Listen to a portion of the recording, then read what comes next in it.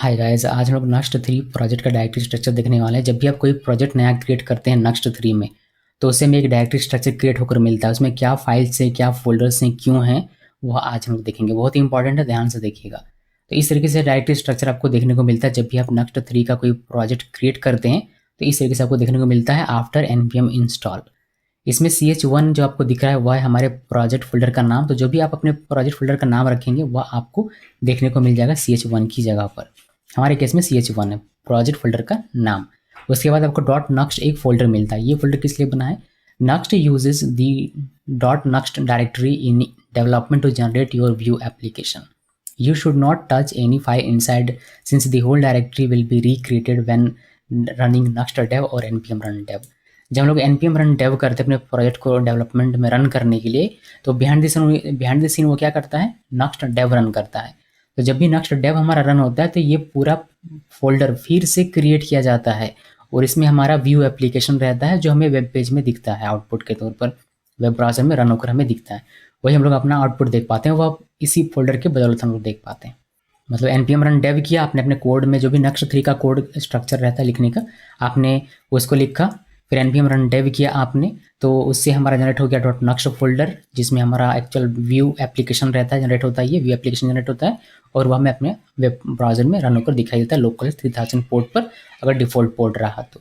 उसके बाद next folder है हमारा नोड मॉड्यूल्स नाम का फोल्डर। दी पैकेज मैनेजर, चाहे वह npm हो, yarn हो या फिर pnpm हो, creates the node modules folder directory to store the dependencies of your project. हमारे इस प्रोजेक्ट को बनाने में जितनी भी डिपेंडेंसीज लगती हैं, जो कि आप पैकेज डॉट जेसन फाइल में देखते हैं, जैसे इसको बनाने में हमें नेक्स्ट 3 का पैकेज लगता है। नेक्स्ट 3 का पैकेज अगर आपको नेक्स्ट 3 का अगर आपको प्रोजेक्ट बनाना है तो नेक्स्ट 3 पैकेज आपको इंस्टॉल करना पड़ता है। तो उस केस में जो इंस्टॉल हुआ और इंस्टॉल होने के लिए से जो इंस्टॉलेशन डायरेक्टरी वगैरह फाइल वगैरह क्रिएट होता है वह जाकर स्टोर होता है नोड मॉड्यूल्स फोल्डर में। इसके अलावा अगर आप कोई अदर पैकेज यूज़ करते हैं, जैसे कि मान लीजिए कल आपको एक्सियोस यूज़ करना हुआ, तो एक्सियोस इंस्टॉल आप करेंगे तो उसका इंस्टॉलेशन फाइल जो होगा, फाइल फोल्डर जो होगा, वो भी चला जाएगा नोड मॉड्यूल्स फोल्डर में। तो ये डिपेंडेंसी से रिलेटेड जितनी भी डायरेक्टरी होती है वह सारा का सारा इसके अंदर में होता है। यानी कि डिपेंडेंसीज जो हम लोग इंस्टॉल करते हैं, जो डिपेंडेंसीज जो पैकेजेस इंस्टॉल करते हैं, उसका जो इंस्टॉलेशन डायरेक्टरी होता है वह सारा का सारा आपको नोड मॉड्यूल्स फोल्डर के अंदर में मिल जाता है। इसके बाद हमारा नेक्स्ट फोल्डर इसमें public folder. The public directory is directly served at the server root and contains public files. तो ये डायरेक्टली सर्व होता है सर्वर रूट पे और इसमें पब्लिक फाइल्स होते हैं कि जिसमें इसमें जो भी फाइल आप रखेंगे वह पब्लिक फाइल होगा, जिसका मतलब होता है कि ये सभी के लिए अवेलेबल होगा। तो public file that have to keep their name और लाइकली वॉन्ट चेंज। जो इसमें वह फाइल्स हम लोग रखते हैं जो चेंज नहीं होती, जैसे कि फेव आइकन हो गया। फेव आइकन हमने अपने वेबसाइट का फेव आइकन रख दिया एक बार, तो रख दिया, उसको चेंज नहीं करते, फ्रिक्वेंटली चेंज नहीं होता हुआ। इस तरीके से robots.txt हो गया, वो हमने रख दिया। या फिर कोई अदर कुछ CSS है ऐसा जो चेंज नहीं होने वाला है और पब्लिकली रहे, तो हमारा कोई कुछ हमें होने वाला नहीं है, तो उस केस में वो सारे आप पब्लिक डायरेक्टरी के अंदर में रख सकते हैं अगर आप रखना चाहते हैं तो ये 3 डायरेक्टरी थी। अभी हम लोग फाइल्स देखेंगे। तो फाइल्स में हमें पहले फाइल मिलता है git ignore का file, .git ignore file specifies intentionally untracked files that Git should ignore. ये फाइल तब हमें काम में आता है जब हम लोग अपना प्रोजेक्ट गिटहब पे पुश करना चाहें। हम लोग नहीं चाहते हैं कि कोई सर्टेन फाइल या फोल्डर गिटहब पे पुश हो जाए, बिकॉज उसमें मान लीजिए कि हमारा कोई क्रेडेंशियल डेटा, मतलब कोई कॉन्फिडेंशियल डेटा है, तो उसको हम लोग डेवलपमेंट में तो यूज़ करना चाहते हैं, बट हमारा वो गिटहब पे ना जाए पुश होने पर, जैसे कि पब्लिकली वो वर्ल्ड वाइड हमारा ना चला जाए। तो उस तरीके के फाइल्स को इग्नोर करने के लिए आप गिट इग्नोर के अंदर में उसको मेंशन करते हैं। जैसे एक एग्जांपल मैं आपको बताऊं तो नोड मॉड्यूल्स फोल्डर को हम लोग इसके अंदर में लिखते हैं कि गिट इग्नोर के अंदर में नोड मॉड्यूल्स फोल्डर हमने मेंशन कर दिया, मतलब सिर्फ नाम मेंशन कर देते हैं। इससे होता ये है कि जब भी हम लोग इस प्रोजेक्ट को पुश करेंगे गिटहब पे, तो नोड मॉड्यूल्स फोल्डर हमारा गिटहब पे नहीं जाएगा। ऐसा हम लोग क्यों करते हैं? क्योंकि नोड मॉड्यूल्स फोल्डर के अंदर में जितने भी पैकेजेस हम लोग यूज़ करें इस प्रोजेक्ट में, उसका इंस्टॉलेशन डायरेक्टरी होता है जिसका फाइल साइज़ बहुत बड़ा होता है। तो उसको पुश करने पे ज़्यादा डेटा हमें लगेगा इंटरनेट का, या फिर समय ज़्यादा लगेगा उसको पुश करने पे। तो वैसा ना हो, इसीलिए हम लोग क्या करते हैं, उसको इग्नोर कर देते हैं कि डेवलपमेंट में है, डेवलपमेंट में ही यूज़ हो, गिटहब पे या ना जाए। गिटहब पे जब उसको लिया जाएगा, गिटहब में जब उसको यूज़ किया जाएगा तो वहाँ पर देखा जाएगा कि कैसे उसको इंस्टॉल करते हैं दोबारा से। नेक्स्ट हमारा इसमें नेक्स्ट फाइल है npmrc .npmrc। This file is a configuration file for NPM. ये एनपीएम का कॉन्फ़िगरेशन फाइल होता है। It defines the setting of on how NPM should behave when running commands. तो एनपीएम कमांड जब run होता है तब कैसे बिहेव करना चाहिए उसका कॉन्फ़िगरेशन अगर आपको करना है तो आप npmrc के अंदर कर सकते हैं। जैसे कि कहाँ पर हमारा npm इंस्टॉल करें तो ग्लोबल मॉडल्स कहाँ पर इंस्टॉल हो वो आप चाहते हैं मेंशन करना तो इसके अंदर में कर सकते हैं। अगर आप रिपोजिटरी सेट करना चाहते हैं npm का तो वह आप इसके अंदर में सेट कर सकते हैं, जो कुछ खास इस अभी के लिए इस प्रोजेक्ट में तो कम से कम यूज़ नहीं होने वाला है। उसके बाद नेक्स्ट हमारा इसमें app.view। The app.view file is the main component in your Next application. तो नक्स्ट एप्लीकेशन का ये मेन कॉम्पोनेंट माना जाता है, एंट्री पॉइंट माना जाता है ये app.view फाइल। जो भी आप इसमें ऐड करेंगे चाहे वह जावास्क्रिप्ट हो या फिर CSS हो, ये ग्लोबली सभी पेजेस के लिए अवेलेबल हो जाएगा। सभी पेजेस के लिए मतलब वही पेजेस हमने इसमें देखा नहीं है कि कैसे बनाते हैं, लेकिन जब भी बनाएंगे जितने भी पेजेस आप बनाएंगे उन सभी पेजेस के लिए जो भी आप इसके अंदर में लिखेंगे यानी कि एप.व्यू के अंदर में वो सारा का सारा ऑटोमेटिकली चला जाएगा, सभी पेजेस में अवेलेबल हो जाएगा। इसके बाद इसमें है next.config.ts फाइल। ये next का कॉन्फ़िगरेशन फाइल होता है। next can be easily configured with a single next.config file which can have either .js, .ts और .mjs एक्सटेंशन। तो ये किसी भी एक्सटेंशन के साथ आप बना सकते हैं। जैसे .ts की जगह पर next.config.ts की जगह पर .js भी हो सकता है, .mjs भी हो सकता है, बट .ts होकर हमें बाय डिफ़ॉल्ट मिल जाता है बिकॉज ये टाइप स्क्रिप्ट यूज़ कर रहा है इसी वजह से। सो ये फाइल क्या करेगा, ये फाइल नेक्स्ट के कॉन्फ़िगरेशन से रिलेटेड सारी चीज़ें अपने अंदर रखेगा। अगर नेक्स्ट को कॉन्फ़िगरेशन करना हो कुछ भी मैं आपको दिखाऊंगा कि कॉन्फ़िगरेशन कैसे करते हैं, कंपोनेंट्स वगैरह अगर कॉन्फ़िगरेशन करना हो, लेआउट्स वगैरह भी आप कर सकते हैं, मॉडल्स वगैरह कर सकते हैं, टेलविंड CSS वगैरह अगर करना हो यूज़ तो कैसे करते हैं वो आपको देखने को मिल जाएगा इस कोर्स के दौरान। लेकिन जो भी कॉन्फ़िगरेशन करेंगे नेक्स्ट प्रोजेक्ट के लिए वह सब इसी फाइल के अंदर में हमें करना होता है। बाकी इसके नीचे हमारा है package-log.json फाइल।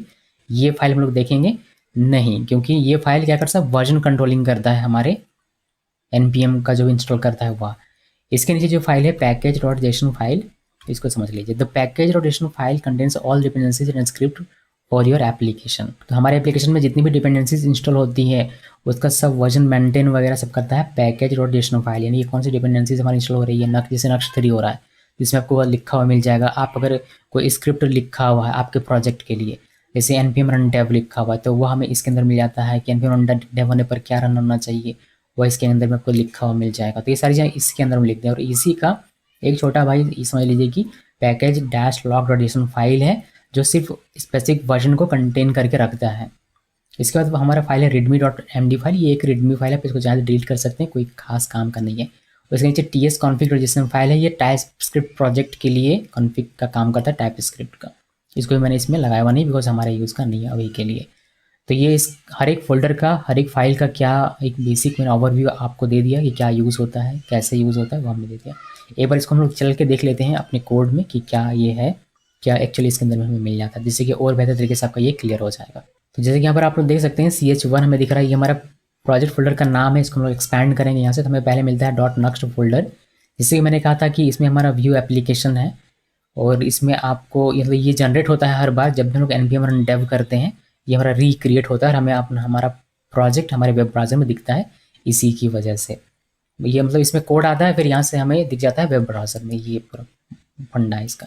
नेक्स्ट हमारा फोल्डर है नोड मॉड्यूल्स। जो भी पैकेजेस हमारी इसमें ज़रूरत है उसको इंस्टॉल किया हमने, तो इंस्टॉल अगर कहीं तो स्टोर होगा, कहीं तो उसका इंस्टॉलेशन डायरेक्टरी वगैरह स्टोर रहेगा, तो वह रहता है नोड मॉड्यूल्स फोल्डर के अंदर में, जो कि आप यहाँ पर देख सकते हैं। इसके बाद पब्लिक डायरेक्टरी एक हमारा है जिस पे आप रख सकते हैं अपना कोई भी पब्लिकली अवेलेबल होने वाला फाइल, जैसे कि .fav आइकन लिख दिया। ये हमारे सर्वर रूट के लिए होता है, ध्यान रहे ये सर्व करता है सर्वर रूट पर डायरेक्टली। जैसे कि हमने इसमें fav आइकन रख दिया हुआ है, ये fav आइकन आपको दिख रहा होगा, नेक्स्ट का fav आइकन। आप इसमें अपने प्रोजेक्ट का fav आइकन डालेंगे जब इसको आप प्रोडक्शन में लेके जाएंगे तब।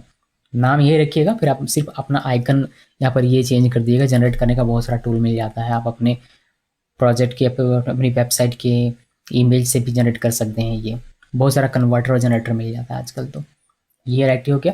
अब .gitignore, इसमें आप वह मेंशन करते हैं जो आपको अपने गिटहब पे लेके नहीं जाना। जैसे नोड मॉड्यूल्स मुझे गिटहब पे लेके नहीं जाना था, मैंने इसको मेंशन कर दिया हुआ है। अगर मुझे कल को .env फाइल बनाना हुआ तो वह मैं नहीं लेके जाना चाहूँगा तो उसको मैंने मेंशन करके रखा हुआ। ये बाय डिफ़ॉल्ट मेंशन है इतना सब कुछ यहाँ पर। जैसे .next ये मुझे नहीं जाना, ये तो बिकॉज ये जनरेट होता है डेवलपमेंट के लिए और डेवलपमेंट में ये दिखता है, तो ये जाके क्या करेगा गिटहब पे, वहाँ नहीं चाहिए, तो उसको हमने यहाँ पर मेंशन कर लिया। बाकी यहाँ पर कैश वगैरह के लिए लिखा हुआ है, इसको क्लोज करते हैं। .npmrc जैसे कि मैंने कहा था कि ये npm कॉन्फ़िगरेशन के लिए होता है, तो इसको मैंने क्लोज कर दिया। फिर ऐप डॉट व्यू, ये हमारा मेन कंपोनेंट है हमारे इस प्रोजेक्ट का, एंट्री पॉइंट माना जाएगा, जिसमें एक टेम्पलेट टैग लिखा हुआ है। चाहे तो आप स्क्रिप्ट टैग भी लिख सकते हैं और स्टाइल टैग भी लिख सकते हैं, कोई फर्क नहीं पड़ता। जो व्यू में जो काम करते हैं वही काम ये एक नॉर्मली व्यू फाइल ही है।